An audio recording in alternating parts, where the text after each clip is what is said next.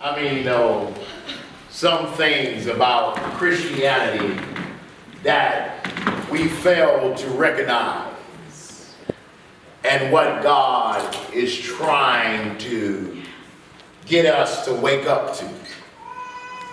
But sometimes we as individuals don't pay much attention to what God is trying to let us know. And then when we don't pay much attention to what God is trying to let us know, he began to do something that will alarm us. How many of you understand that God will abandon you? Amen. Amen. God is like a good friend who knows that there's something in your life that's hindering you from going forward. But if you don't recognize what's hindering you and continue on to do it, it's going to cause damage in you. No matter what age you is, it will affect your whole being. You remember we began this series a couple weeks ago. Is God paying attention? But the true question was that Paul was trying to relate to you. Are you paying attention? Paul is writing this letter to newfound Christians in Rome. But they had to pay attention to what God was trying to tell them. No matter what age they was. How many of you understand that sometimes we make our biggest mistakes in our younger ages? And then as we get old, we kind of wrestle with that very fact. But God, Paul is so, concerned because he had never met these newfound Christians. So he's going to write them a letter to try to encourage them to move things around in their life and walk away from some things. How many ever heard the phrase that if you don't stop doing this, I can't be with you no more? That's exactly what Paul is trying to portray in this letter in Romans. He's trying to let us know one of the most important things there is: unity. If we don't have no unity in our homes, if we don't have no unity in our family, if we don't have no unity where we work, if we don't have no unity where we are at, there will be chaos. Everybody can do their own thing and think it's going to be successful. How do it feel to be in a home where the daughter has an agenda, the son has an agenda, the husband has an agenda, the mother has an agenda, but nobody is together? It's a struggle. And we ask God, what is wrong here? That's why Paul is writing this letter to the Roman church, because they had two different nationalities or people that was coming together. They had who? Jews and Gentiles. Now here God is trying to let them know that we must do some things differently. If we're going to be successful in this Christian walk, we need to do things differently. Come on, look at your neighbor and say, I need to do some things differently. Most of us believe that once we get in church, we need to become more religious. That's not what Paul or the apostles was talking about. Amen? If anybody can tell you about religion, it was the apostle Paul. Amen? For he was a scholar, a Hebrew scholar. Amen? But if we don't get it today, we will suffer the same fate as they did 2,000 years ago. That's why the question come up. Not is God paying attention to what's going on, but are you paying attention? Do you get it? Amen? That's why we got to be very careful that we don't see that we're in the midst of a revolution. And when you're in the midst of a revolution and things get hot, people like to abandon you. And we're seeing that in the church today.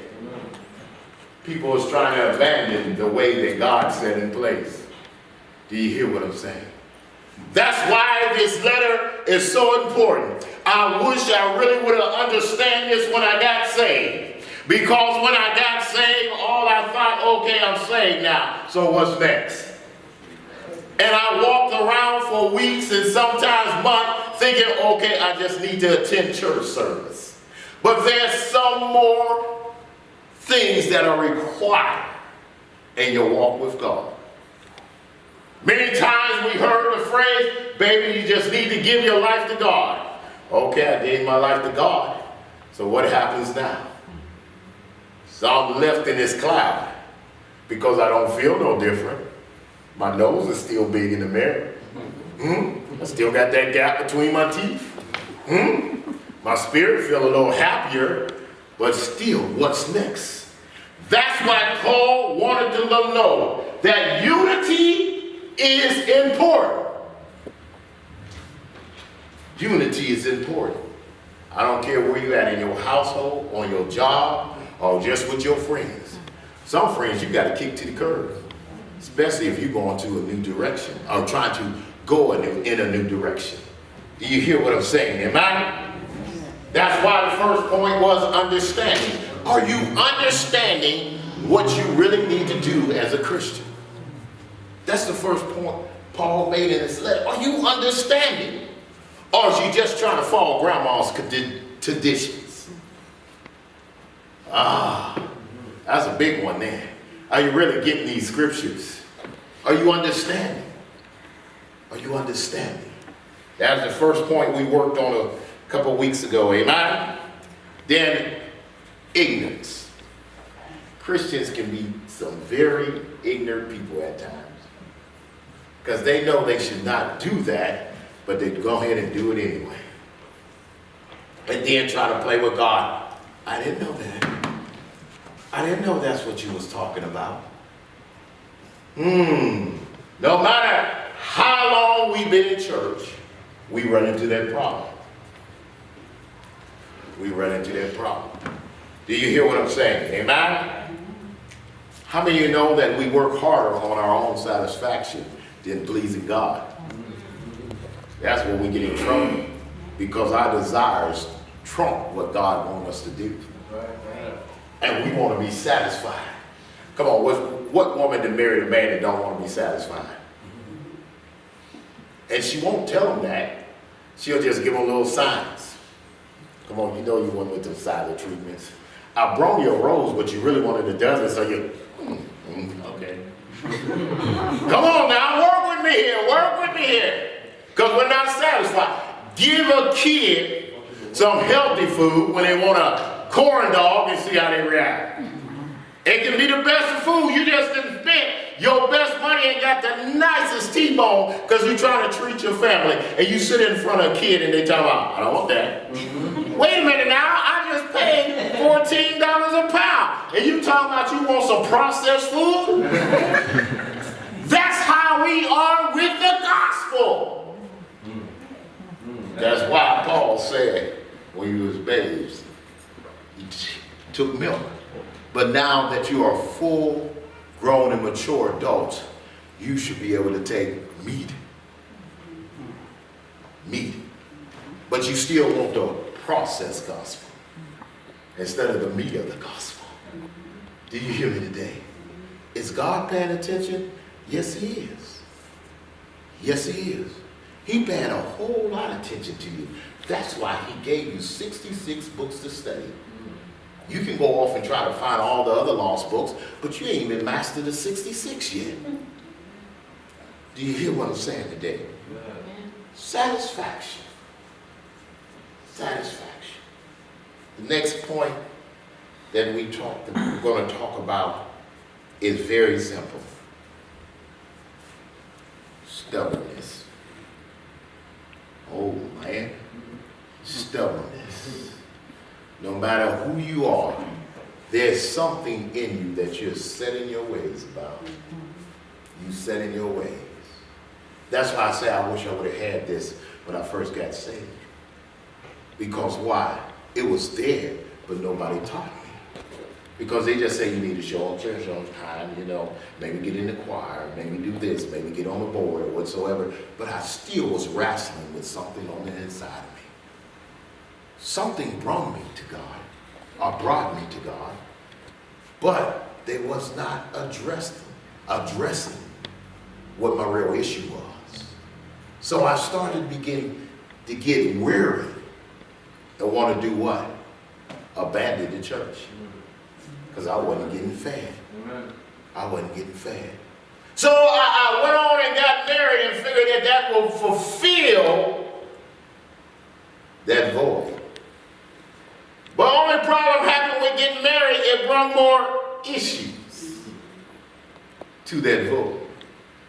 But nobody wasn't talking to me and talking to my spirit how I can break myself out of this and how I can break away and truly find what I was searching for. First, the love of God. I had to find that before I can love anybody else. Do you hear me?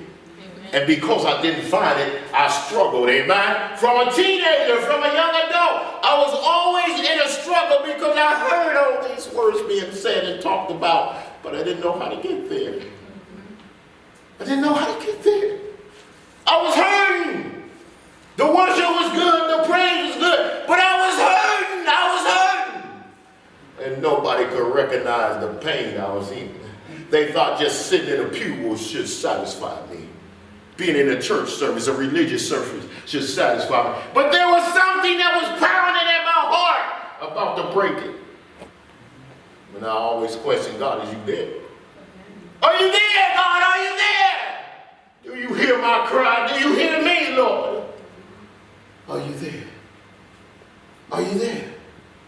One thing I failed to realize, I needed to break away and break some things off in my life so I can have a better communication with God. Because I got into marriage and I thought the first thing I need to do is please the person I married. And that would make God happy.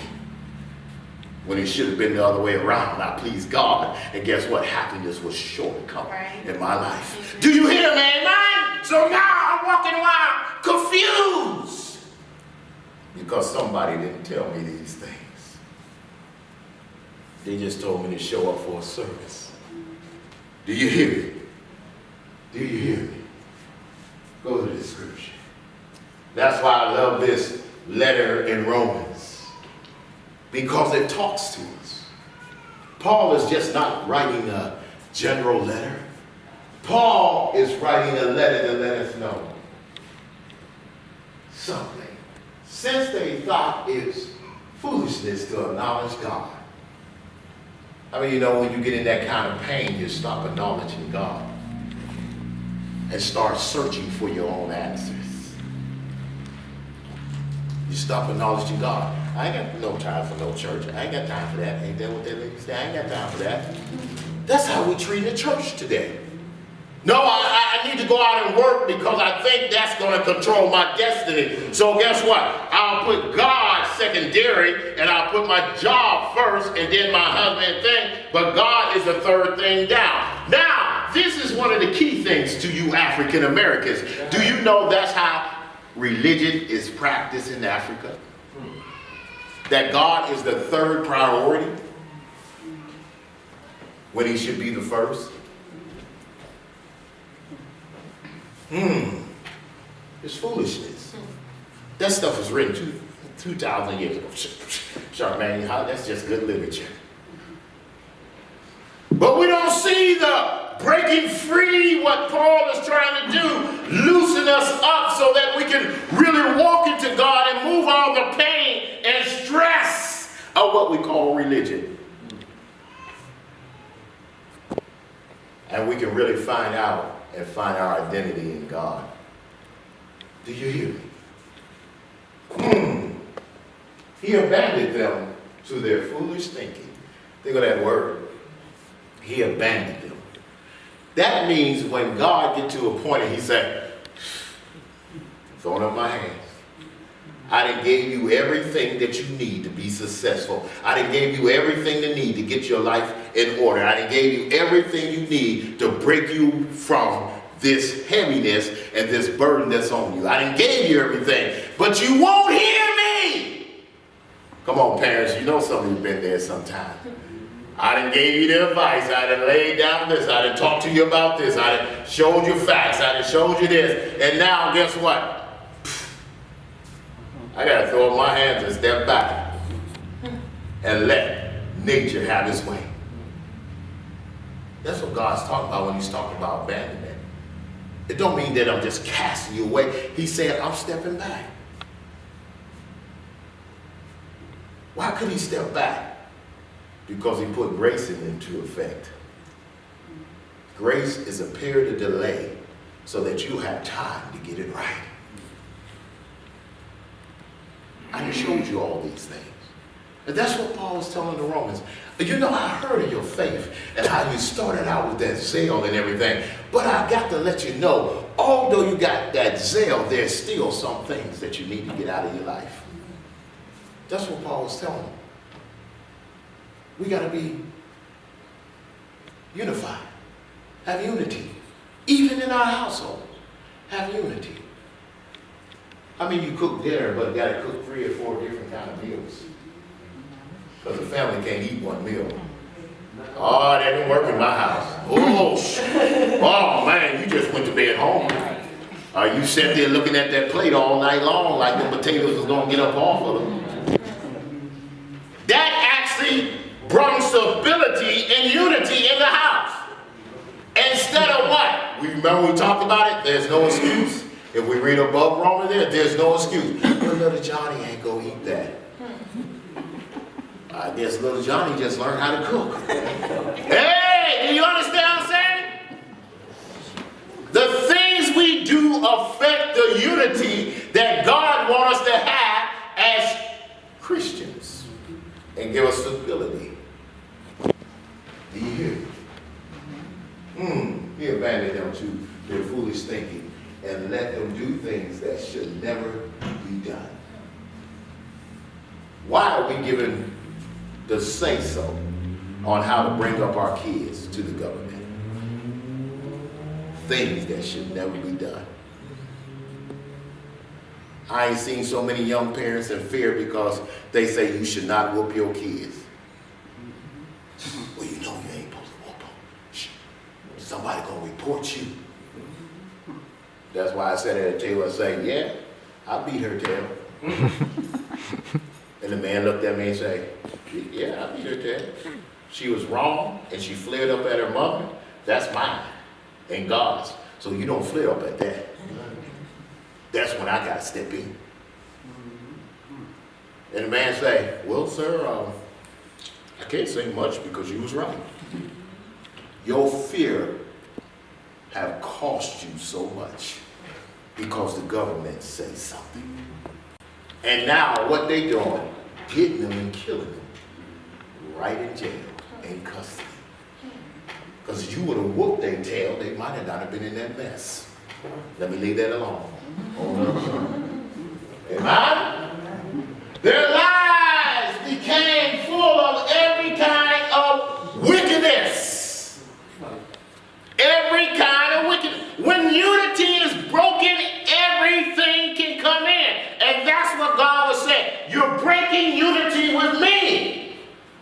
First of all, a husband and wife, let them break that unity and see what happens. See, we just heard this general word right here, sin. Now, we was left to reason with ourselves as young Christians, what is sin? What is sin? What is sin? Oh, we heard that God want to save you from sin. Okay, what is that? I don't feel I'm having fun. I don't feel I'm not hurting nobody. But you want to call it sin. That's why in the book chapters he break it down for you. When a woman lusts after another woman, when a man lusts after another man, that takes us into another realm.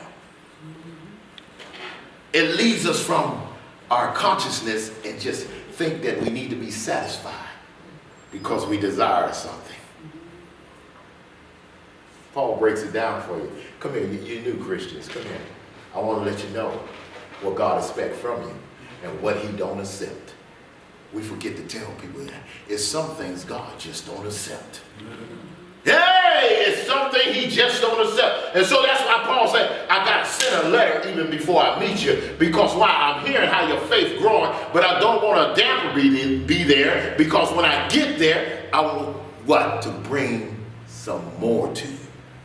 But if I got to work with all the old stuff you got in your life right now that you could have been free of, we got to start back again. What's the first one?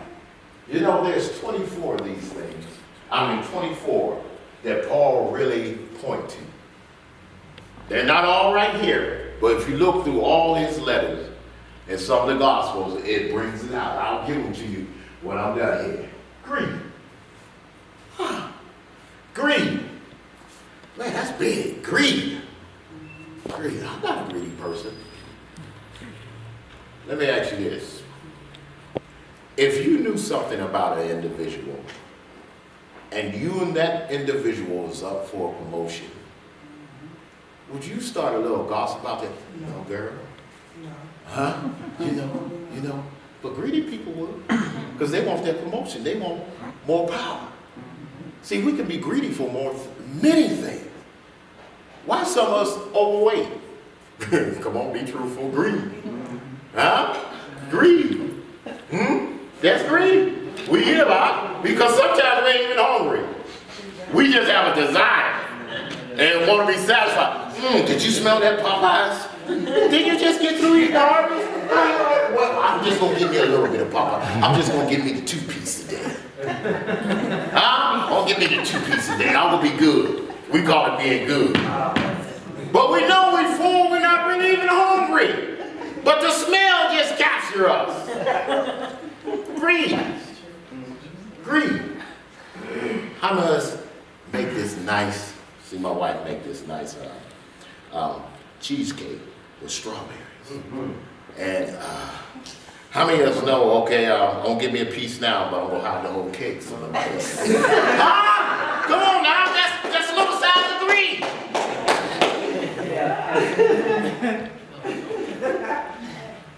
I mean, let's say, well, I got this bonus, but my wife ain't got to know it. Greed. I work for this, so I deserve it. Greed.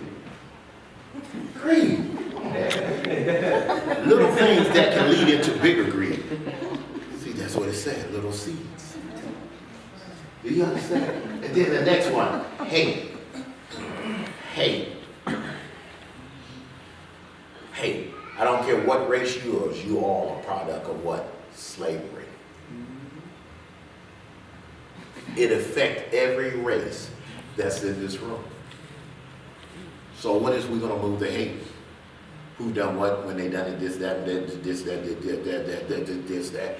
If you ain't got over it by now and look towards the future to better yourself, but let the hate just contain you from moving forward, I ain't much I can explain to you. Yes, it was done. Yes, it happened. Was it very grievous? Yes, it was. Was it unhuman? Yes, it was. But is my hate going to cure that? Think about it. Is my hate going to cure that? And, you know, I hate to put it this way, but sometimes women take hate to a new level. To a new level. Some men do too, but I find it a lot in women. When the man was the one who was wrong, but all of a sudden the woman is going to hate on the other woman. I'll scratch her eyes out. Let me go buy her car. Let her have some kids. I'm going to try to get to her kids. Do you hear me? Hey. Wait a minute. Now these are things that God's saying that he will not accept. He will not accept these things. I'm saying, I gave my life to Christ, but now he's saying, let me talk to you for a minute. I know there's some things in your life that you need to get out of your life. Yes, I received you and I accept you as you was, but let me sit down and have a little conversation with you. I want to see you grow, not just to stand still.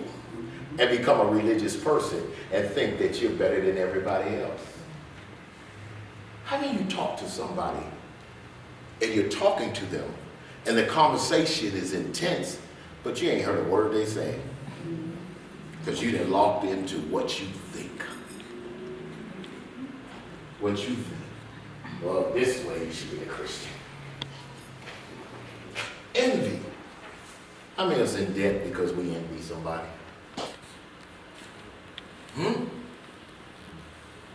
Because we envy somebody. Huh? You know, we started that bad. Especially if you're from up north. Because the day they opened it up, everybody had to have a Cadillac. House falling down. Ain't got no windows in it, but there's a new Cadillac in the drive.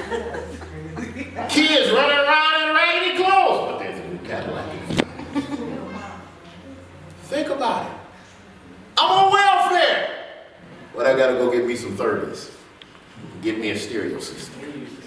Car don't even run half right, but you can hear me coming down the street. Boom, boom, boom, boom, boom, boom. And then your kids running behind you. Daddy, Daddy, give us a ride. I can't do that right now.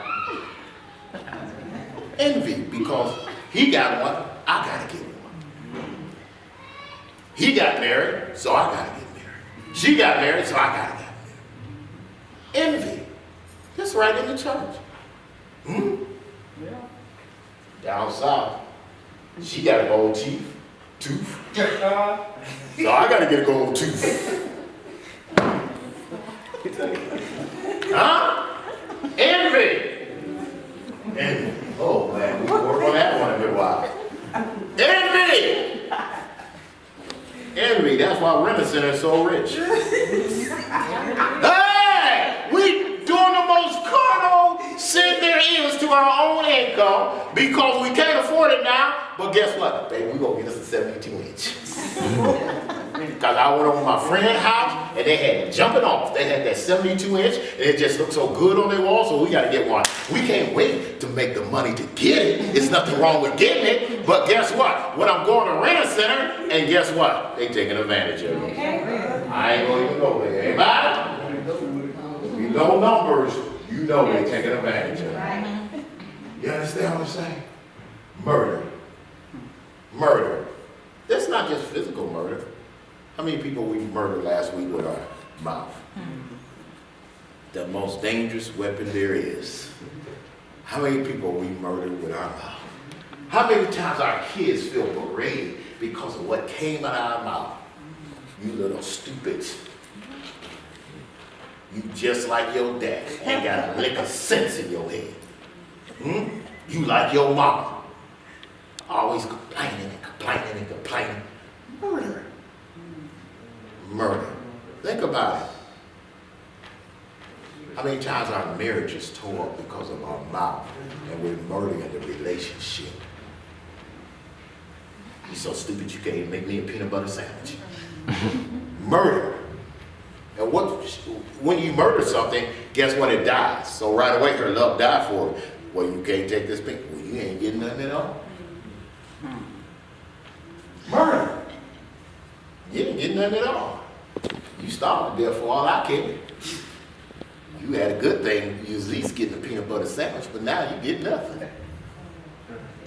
Yeah, come on now, talk to me. You know we murder things every day. Little nappy head boy. We murdered it right there. So the boy asks us usually, my mama said I'm a nappy head little boy. What that mean? Murder. You try to tell me I can be successful in anything I've done, but my mama done told me I'm a little stupid nappy head boy. Murder. Come on now. These are just the simple things. Can you help me here? Huh? Horrible. Oh, we shouldn't even go there. Because we're correlating over who you didn't make up your side of the bed. I told you about leaving the dirty stuff on the bathroom floor. Corey, just over. Paul said, these are the things I need you to remove out of your life and be aware of before I get there. You done gave your life to Jesus. You got faith, but all these things are still present and signs in your life. Do you hear me? Huh? Then deception. Them creepy Christians. Deception. Do you hear me, man? Then the next thing, malice behavior. Some of our behavior we need to get away from. Malice behavior. And I'm just going to finish here because, like I said, there's 24 of them. I ain't belong it. Come to Bible study. We'll work on this a little bit. Gossip. Come on now. How many you know you got a little gossip in this week? Come on now. I wouldn't hurt nobody. They asked me the question. I even do it at work because guess what? They come up to me and they say, you know, this. And I say, yeah, you're right. You do something. That's gossiping. Every last one of us fall into it. They don't know what they're doing. Gossiping. And you know who we love to do it with the most? You wait for me to say our friends, right? Family. Nope. Our mate. No, your mate. What you think of this? I'm going to explain it to you. What you think of this? Come on now, we know how to phrase that thing and get it right. I'm just going to ask you this question. What you think of this? Yeah! That is gossip, amen? And we'll sit them down. We might even make a meal that day. And give them a cold drink. I just want to talk about something. Gossip.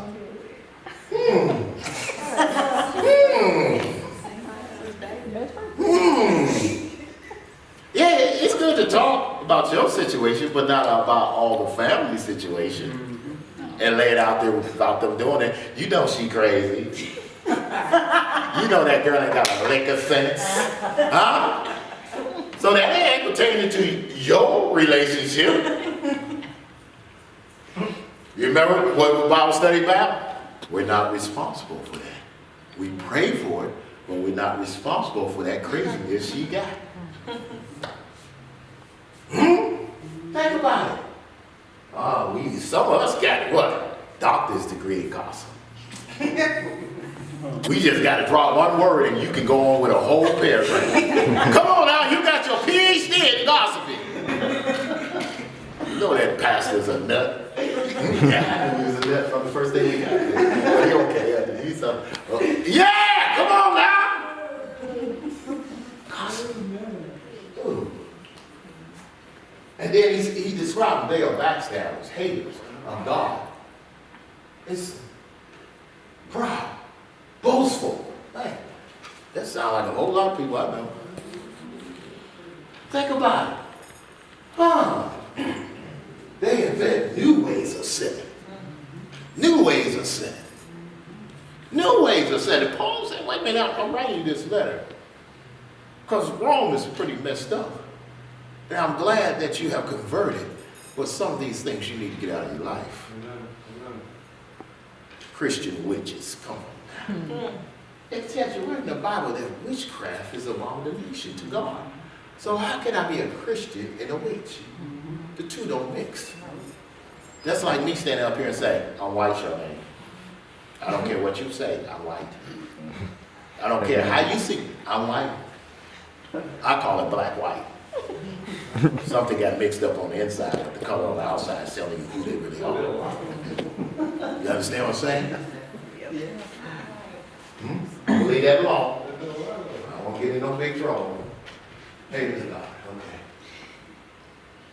And they disobey their parents. They disobey their parents. They disobey their parents because nobody ever struck them in nothing. They think when mom and dad say something, they say, why I gotta do it? Boy, if I would have tried that in my household. I saw my mother one day, she was standing at the sink doing dishes, and my oldest brother came in and he said something, and she said, because I want you to do this, and he said something smart. Next thing I hear is a cast iron skillet hitting the door. One more inch, she would have had a great aim. Homeboy would have had a skillet face for the rest of his life. And they said, well, that's abuse. But my mother wasn't going to take it. She wasn't going to take it. And you know when they get pump up their chest, because I think he was just going into high school days. He pumped up his chest a little bit. How do you understand disobeying parents? We got a lot of disobedient kids. That's why they're coming up missing. I told you not to do that. I told you not to go nowhere. Then we on social media, could you help me find my daughter? They created the situation. That's why we got to teach them more. Love them more. Train them more. Don't ignore them, but pull them into our bosom and love the heck out of them. That's all they want. Huh? It's bad when your kids sometime in the room and you know, you say, well, what could I do today? And they over here, you can spend some time. You can spend some time with me. I'm here. Let me call up Judy and see if we can go do some of your kids. You got some free time? I'll take that free time. And so what they gonna do? Rebel. Rebel. Rebel. You get headed off a whole lot of things. Not all of a sudden, see, I went to the movies, I went to go see Medea. You know, I had to be a little bad. Funeral. I noticed everybody was there with all their kids. Say income tax season is great. Any other time, you don't see that many little kids and everybody got a popcorn box. And, you know, little Johnny can't have carried it, dropping popcorn everywhere. You know, and they want to sit right behind you. Okay. Okay, let me leave that alone. Let me leave that alone. Let me leave it alone. Let me leave it. They don't even no more know what the movie is. It's like, can they give us some popcorn? You trying to sneak stuff in? Is it time to get the snacks out the bag? You know the whole movie. Yeah, we're breaking the rules. All right. Most of they invented. You wouldn't even say it. They disobey their parents. They refuse to understand. They refuse to understand and break their promises and are heartless and have no mercy. They know God's justice requires that those who do these things deserve to die. But I'm going to convince you that God is love. So any way I desire it, God approves of it. You know how I am. That's why you came to Christ, for the renewing of your mind, so that you can get it right. Get it right. Do you hear me? You're right. Yet they do them anyway. Worse yet, they encourage others to do them too. Girl, it's all right for this church. Don't people crazy. I think it's only get up at 8 o'clock. Well, come at 11. I got things to do. Come at 5. Oh, that's my family time. Come at it. Excuse after excuse. But we're getting farther away from God, where you just say, amen. And then when it all really hits us, we'll say, God, why did you let this happen?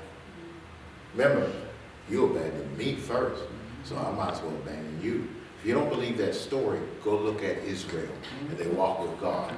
Every time they stopped doing what God said, and God gave them chance after chance, God said, okay, I'm going to let you fall in the hands of your enemy. That's all, you fall in the hands of your enemy. What God brought you out, you can fall back into. But the great news is this: you don't got to stay there. You don't have to stay there. He don't abandon you for your whole life. He said, no, I just want you to wake up like the prodigal son.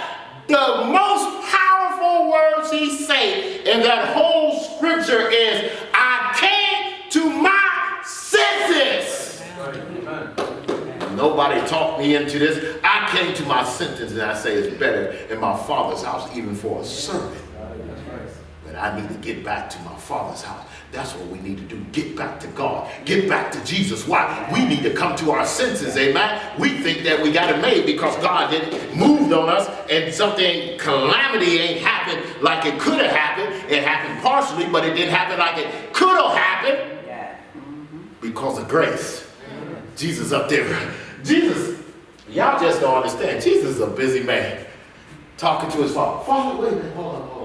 I know they're a little loose in the head, Father, but still, Father, give them a chance. Peter was loose in the head, Father. You saw how much he tried to cuss out little girls and different things like that. You knew, Father. Father, you know. Give them a chance, Father. That abandonment is so that you can wake up.